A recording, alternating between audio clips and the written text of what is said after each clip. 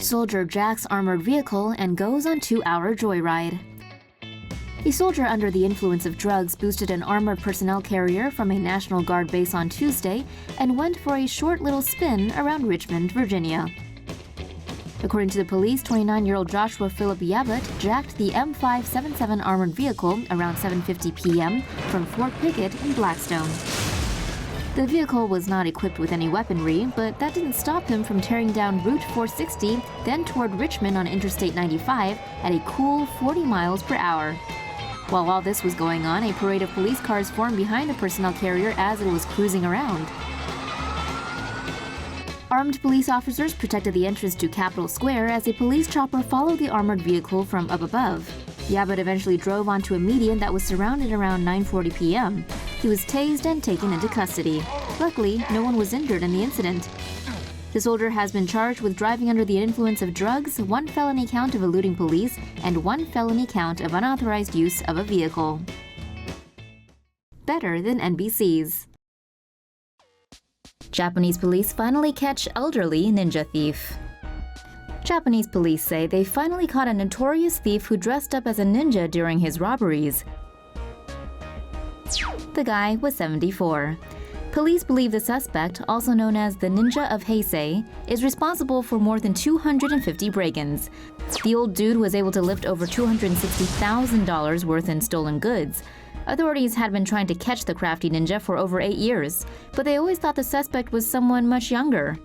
But luck was on their side when a security camera was able to get a look at his uncovered face earlier this year. The police started tailing him, which eventually led to his arrest in July. The police said he would change into his ninja outfit after dark before going on jobs. Looks like the old guy enjoyed displaying his skills by running along the tops of walls instead of taking to the streets. Show off. After his arrest, the ninja said this: "If I were younger, I wouldn't have been caught. I'll quit now as I'm 74 and old enough." Hopefully, the old man can ninja his way out of jail. Royal wedding to have massive security measures. If you're planning on popping over to attend the royal wedding, be prepared for some heavy security. More than 100,000 expected visitors will face tight security measures in Windsor for the May 19th royal wedding. In addition to road closures, which will seal the town off, and police patrols, visitors will have to pass airport-style scanning checks to reach the streets surrounding the castle. Automatic license plate recognition technology has been checking vehicles entering town, while authorities have been conducting random stops. Large steel and concrete barriers have been erected in and around Windsor to prevent vehicle attacks. Police have been searching through garbage bins, searching drain and manhole covers, and using sniffer dogs to search mailboxes. According to the Thames Valley Police, counter-drone systems may also be used as part of the security operation. People planning to attend the wedding have been advised to head for the church around 4 a.m. 4 a.m.? Good luck with that. LAPD greenlights police drones. Say hello to my little friend. The Los Angeles Police Commission has voted in favor of allowing the LAPD to use drones in a year-long pilot program. Only SWAT team members in high-risk situations will be able to fly the drones. They will be deployed for aerial searches and gathering intelligence in tense situations. The drones will also be used in search and rescue missions. Every flight needs to be approved, documented, and reviewed. Weapons and facial recognition technology are also prohibited. LAPD officials attempted to address privacy concerns by saying the restrictions in place along with strong oversight would be sufficient, although many critics still remain wary. The Commission will evaluate the performance of the pilot program after a year in order to decide whether or not to continue. New York Fire Department to deploy drones to fight fires. New York's fire department will soon have new eyes and ears above the city. The NYFD is currently testing drones that will help firefighters get a better look at how to fight fires before sending in humans. The $85,000 drones, painted fire engine red, weigh roughly 8 pounds and can move vertically and swivel 360 degrees. They will be attached to a 200-foot-long tether. They can capture both standard video and infrared images, which are then transmitted to a portable command center, so firefighters can see what they're up against.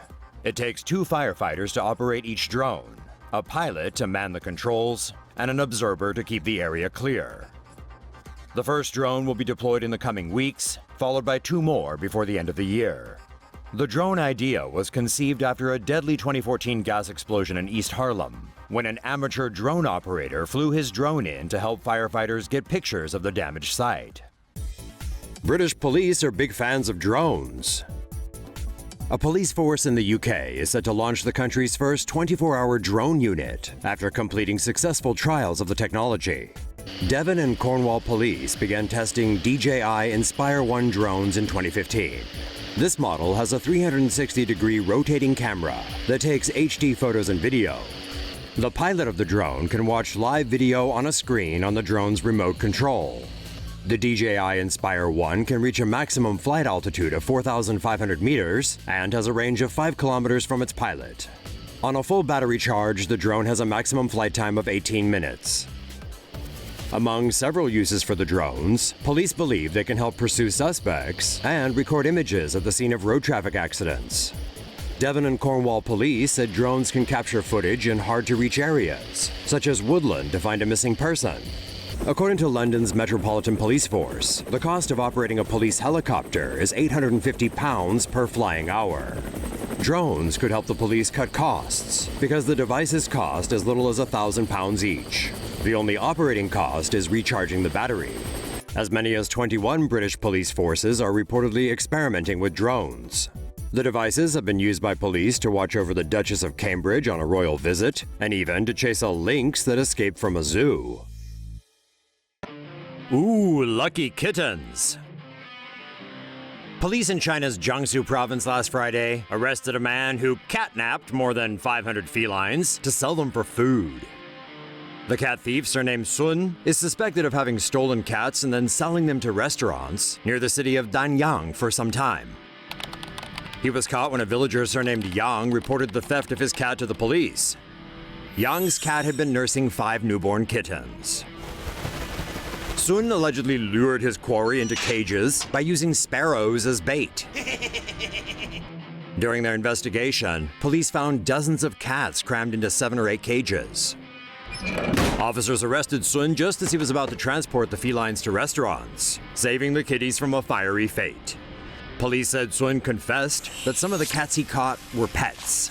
Others were street cats, and he sold them for the equivalent of about $4.40 each. Police found more cats in a hut near a highway, some of them in poor health. It's not known whether Yang's missing mommy cat was ever found. In 2010, the Chinese government considered making it illegal for cats and dogs to be sold for food purposes, but that law was never adopted.